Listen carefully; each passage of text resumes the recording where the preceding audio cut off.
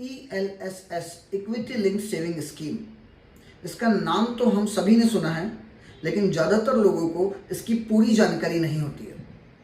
और क्योंकि इन्वेस्टमेंट आपकी फाइनेंशियल प्लानिंग का एक इम्पॉर्टेंट पार्ट होता है, इसलिए कम जानकारी या बिना जानकारी के इन्वेस्टमेंट करना थोड़ा मुश्किल हो जाता है। तो आइए इस वीडियो में आज हम कई सारे सवाल जो ELSS से जुड़े हुए हैं उनके जवाब ढूंढने की कोशिश करेंगे। सबसे पहला, ELSS का मतलब क्या होता है। नंबर 2, ELSS से क्या टैक्स बेनिफिट आपको मिल सकता है। नंबर 3, ELSS का लॉक इन पीरियड क्या होता है। नंबर 4, कई लोग पूछते हैं ELSS में किस तरह से इन्वेस्टमेंट करना चाहिए, लमसम में इन्वेस्ट करना चाहिए या फिर SIP के थ्रू, सिस्टमेटिक इन्वेस्टमेंट प्लान के थ्रू इन्वेस्टमेंट करना चाहिए। और ELSS का रेट ऑफ रिटर्न कितना हो सकता है और इसमें रिस्क इन्वॉल्व कितना हो सकता है। तो आइए स्टार्ट करते हैं सबसे पहले ELSS के मतलब से। देखिए, जैसा कि नाम से ही क्लियर हो रहा है, इक्विटी लिंक सेविंग स्कीम, तो इसका मतलब ये कुछ म्यूचुअल फंड्स हैं, या हम बोलें कि म्यूचुअल फंड्स टाइप की कुछ सेविंग स्कीम है जो स्टॉक मार्केट में इन्वेस्ट करती है। मतलब ELSS के बारे में हम बात करें तो इसका जो भी इन्वेस्टमेंट होता है वो स्टॉक मार्केट में ही होता है। स्टॉक मार्केट में इन्वेस्टमेंट करने के दो तरीके हो सकते हैं। मतलब यदि रेगुलर इन्वेस्टमेंट की भी हम लोग बात करें तो इन्वेस्ट करने के दो तरीके हो सकते हैं। एक तो आपके पास स्टॉक मार्केट की पूरी जानकारी है और उसके बेसिस पर आप स्टॉक मार्केट में इन्वेस्ट कर रहे हैं, और दूसरा, आप म्यूचुअल फंड के थ्रू स्टॉक मार्केट में इन्वेस्टमेंट कर रहे हैं और फंड मैनेजर की जो एक्सपर्टाइज है उसका बेनिफिट ले रहे हैं।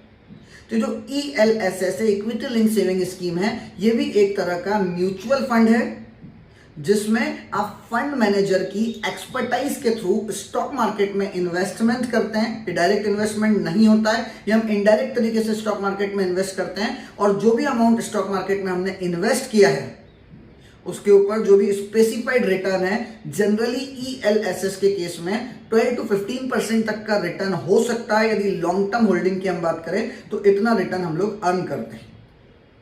देखिए, जब आप ELSS के बारे में सोचते हैं तो इसको बिल्कुल म्यूचुअल फंड से ही कंपेयर किया जा सकता है, क्योंकि जैसे म्यूचुअल फंड के केस में, म्यूचुअल फंड ऑल्दो एक रेगुलर इन्वेस्टमेंट का टाइप है, लेकिन ELSS में आपको टैक्स बेनिफिट भी मिलते हैं। एक स्टेप आगे बढ़े तो टैक्स बेनिफिट कैसे मिलते हैं, तो ध्यान रखें, इनकम टैक्स एक्ट 1961 का सेक्शन 80C है।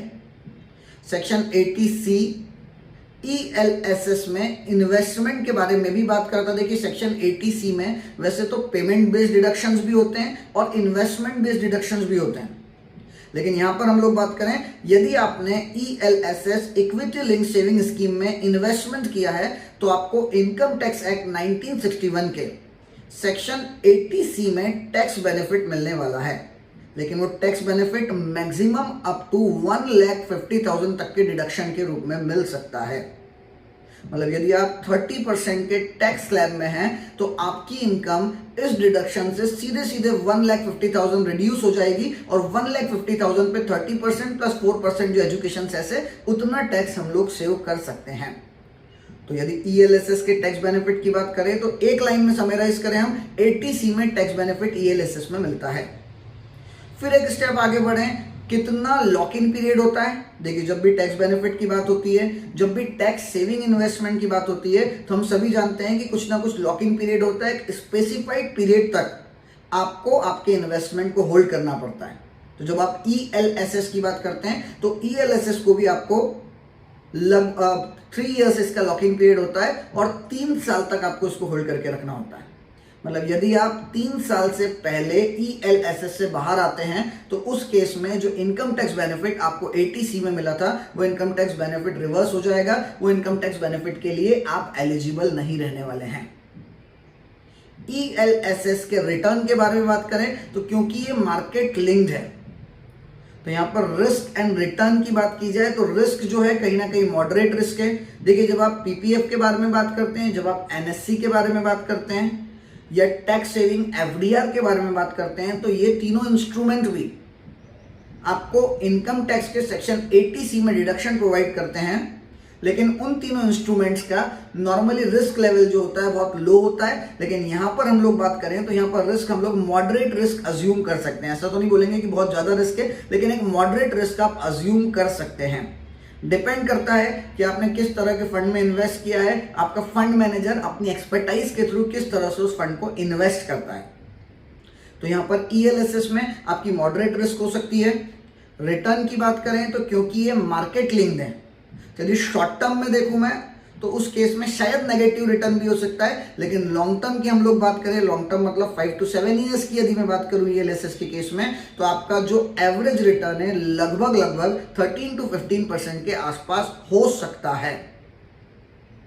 जब आप ELSS के थ्रू टैक्स प्लानिंग की बात करते हैं तो ELSS के थ्रू टैक्स प्लानिंग करने के दो बेनिफिट हमें यहां पर दिखाई दे रहे हैं। सबसे पहला, एक तो रिटर्न ट्रेडिशनल इन्वेस्टमेंट सोर्सेज से, या मैं बोलूं traditional tax saving investment sources से ज्यादा है, और दूसरा जो टैक्स सेविंग का बेनिफिट जो 1,50,000 तक का मिलना है वो तो मिल ही रहा है। देखिए, किसी भी दूसरे इन्वेस्टमेंट सोर्सेज की भी बात करें हम तो वहां पर भी जो 1,50,000 का ATC में बेनिफिट है वो तो मिलना ही है, लेकिन पर वहां पर जो रिटर्न है, कंपैरेटिव रिटर्न की हम लोग बात करें तो कंपैरेटिव रिटर्न वहां पर काफी कम मिलने वाला है। और ELSS के केस में यदि आप लॉन्ग टर्म में इसे होल्ड करते हैं तो उस केस में ज्यादा प्रोबेबिलिटी इस बात की है कि आपका रिटर्न 13 to 15% हो सकता है। देखिए, क्योंकि ये मार्केट लिंक्ड है तो यहाँ पर रिस्क भी मॉडरेट है। हो सकता है शॉर्ट टर्म में हमारा रिटर्न नेगेटिव भी रहे, लेकिन लॉन्ग टर्म में आपका रिटर्न डेफिनेटली, लॉन्ग टर्म में यदि आप उसको लॉन्ग टर्म तक होल्ड करते हैं, जिस तरह से इकोनॉमी ग्रो कर रही है, तो लॉन्ग टर्म में कहीं ना कहीं आपका रिटर्न 13 to 15% तक हो सकता है।